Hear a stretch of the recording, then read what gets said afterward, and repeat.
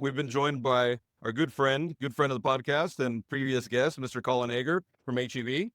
Howdy. He was actually a panelist on the last panel that just wrapped up the education session, tariffs and duties. But before we get into that enthralling subject, on a personal level, obviously you see the value of being here in Tucson at the SWIPE Expo. Is this your first year here?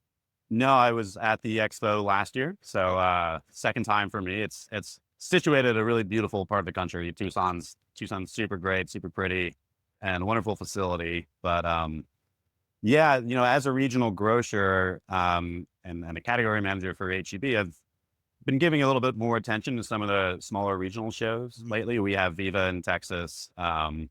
What's nice about them is there's a lot less demands on everybody's schedule. So you, in those few days that you're here, really can spend a lot more like quality time. You don't feel rushed to be getting from one meeting to the next constantly. So yeah, these smaller shows can be kind of a more effective way to have some concrete conversations. So Efficiency, yeah, for sure. And in a very relevant part of the country, obviously, with Nogales for being sure. so close by. And Yeah. I'm sure those align, that region aligns well with the commodities that you manage. Yeah, a lot of our partners and that have crossing points in Texas have crossing points here, or this is their actual headquarters. So yeah, a lot of partners to see out this way.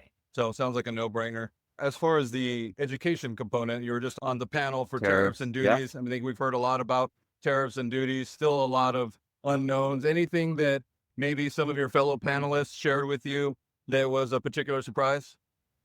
We've all been kind of getting used to it, right? I mean, nobody wants tariffs on food, frankly. No one wants higher cost food, not even the administration. And we've seen a lot of willingness for them to kind of adapt and make some changes. Everyone touched on how stressful it was, in every part of the supply chain when this stuff was announced, and then it was changing all the time. Felt a little bit more stable since then, but we're all still a little anxious about that too, right? And recent news headlines, it's been a discussion topic again. Are we going to be facing some changes? So just the insecurity is never good in business where you're thinking long-term, you're thinking about contracts, you're thinking about on the supply end, how to position labor, how to position your capital assets. You don't want a bunch of variables changing over the course of time. So everyone's still, concerned about that. And that was in various ways as a retailer, and there was a broker in there and food service distributor giving some point of views on how it's impacted us. So if I asked you what's the hardest thing you've had to execute against this year, would you say tariffs is up? Yeah, no, the top? No, I would say that was the top for me and the commodities that I manage. Yeah, having that kind of thrown at us, and a lot of tense conversations with suppliers, people that you feel close to, and them as human beings, and we're all just put in a new situation and trying to figure out our way through it. Yeah, that was, I would say, the toughest part of the last 12 months. But as we're speaking now, we've got a nice winter cold event heading for Texas. You and I are both Texans, so that's supply, right? That's top of mind right now. Yeah. We've talked with other guests earlier about water and the shortage of water and less volume being grown by producers. Yeah. Probably required some diversification of suppliers. I'm assuming that's been I somewhat can, and just maybe like for me on Roma's, for tomatoes anyway, it's a little bit like a diversification of how we're going to structure the programs, right? Like we moved a little bit further away from, having locked in cost positions or something. On both of our ends, we wanted some flexibility because it's a little bit easier to react to just how a market's moving than have to have a tense conversation every 2 weeks as things change.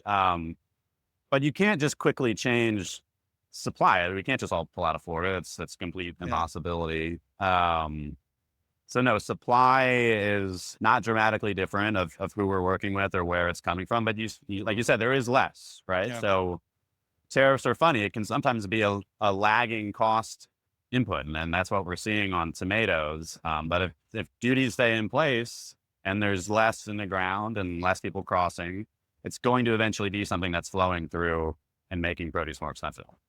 So, I mean, would you say that that's what's keeping you up at night the most? Is that the majority of your bandwidth?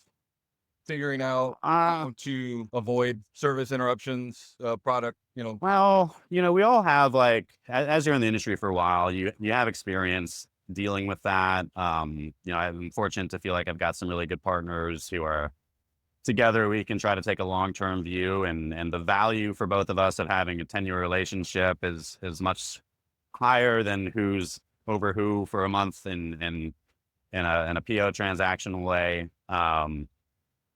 As a leader for HEB, what keeps me up really is our own markets and our own store operations. How do we have the best quality produce at the right price for a growing network, right? Like, how do we get into the Dallas market strongly and build a great reputation there?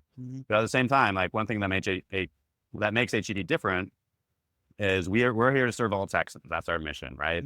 We're all over San Antonio, all over the valley. Texas has a lot of very healthy metro economies, but we have a lot of people that don't have a lot of extra money for luxuries in life or food. And it's really important that we're always able to serve them well and properly. So balancing that with what we're just talking about with tariffs and an ever-growing network that always feels like it's at capacity, it's what I think about. I know you're going to try to get home tonight. Yeah, So good gonna luck. beat the weather. Good luck with that.